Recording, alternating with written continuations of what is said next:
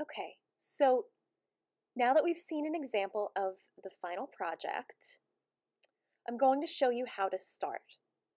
So the first step in starting this project, you're going to have tracing paper and handouts of Keith Haring's artwork. You're going to go through the handouts and select one or two figures that you find to be interesting, that you would like to work into your composition. These will be the focal points within your design. Once you have chosen, you will take the tracing paper, you will place it on top of the figure that you would like to trace. You're going to hold it tight with one hand, so hold it in place, and with your other hand you will hold the pencil and trace over the outline, just like you see here. So there is the tracing for your first figure. Now if you want to add a second figure, you will go through, find whatever else you would like to trace, and you'll go through the same process. Place the tracing paper down, trace over top of the outlines, and then once you lift, you'll see that you have the image on your tracing paper. So now that we have the figures traced that we want to use, we're going to take our project paper and we can place the tracing paper on top in order to decide where we want the objects to be. Now there are two different methods that you can use to transfer the image that you traced onto your project paper. So the first is to take the tracing paper and flip it so that the graphite side is face down. And then in order to trace it, you just redraw over the lines, but on the reverse side. So the original tracing then transfers onto the project paper. And there you go. So even though it's faint, once we go in with the marker to darken it, we'll be able to see it no problem. Now let's say the next object you don't want to reverse. You want to trace it exactly as it appears.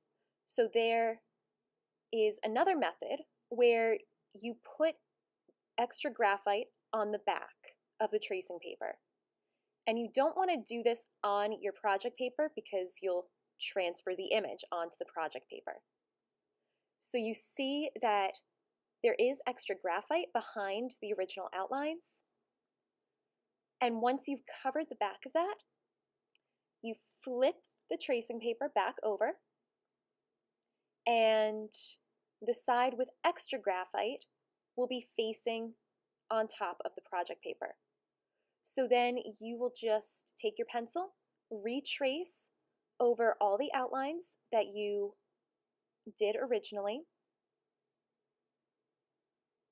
and once you've finished tracing that, you will have an exact replica of the original image, the outline. And voila!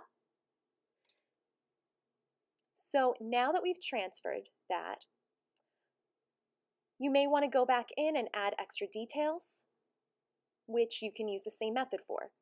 Add graphite to the back. You can use the tracing paper and line it up with what you already traced, and then just trace over those extra details, the little energy lines. So now that we have finished transferring the original image, what we're going to do is take a Sharpie marker, just a regular one, and we are going to outline over the top of what we traced. So we're going to trace over the figures, nice clean lines. And now we are going to consider how to bring emphasis, just like in my original image. I used patterns and lines and shapes with Zentangle patterns to emphasize the figures. Now, while I chose different imagery for my first project, the method is still similar.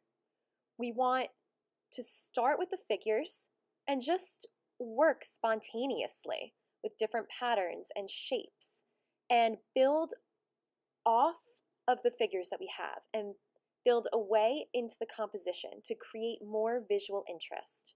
You can create frames, you can use shapes, patterns. All we have to do is start with a line. So you can use either the regular Sharpie or a fine point Sharpie and just decide where you want to start and work out from there.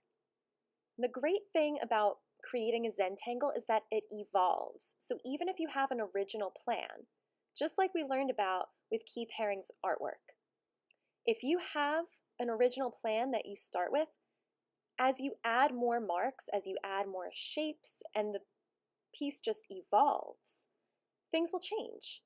And that adds to the whole composition. So you can look at reference pictures of Zentangle patterns if you're not sure where to start. But the easiest thing to do is just start with a line. So I'm going to start by drawing different shapes around the crawling baby figure.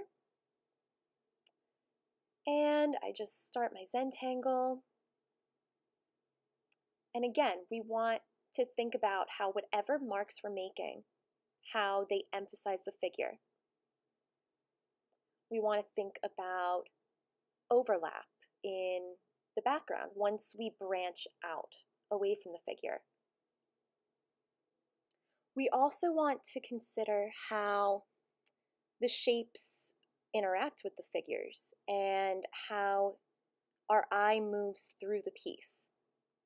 We want to consider more emphatic shapes. Here I have some geometric shapes I've added in, and you can use both Sharpies as you're working to add different qualities to the lines. Remember, we talked about thick lines, thin lines, curving lines, straight lines. You should be using all of those things as you're working and as you're developing your Zentangle patterns. You can use different shapes and think about both geometric and organic shapes and how they all interact to create one interesting composition. So here I'm adding different details. You can move around to different parts of the piece, adding darker shapes to bring more emphasis to certain areas. You can use small patterns. Just keep your pen moving and keep working continuously and allow the Zentangle to develop.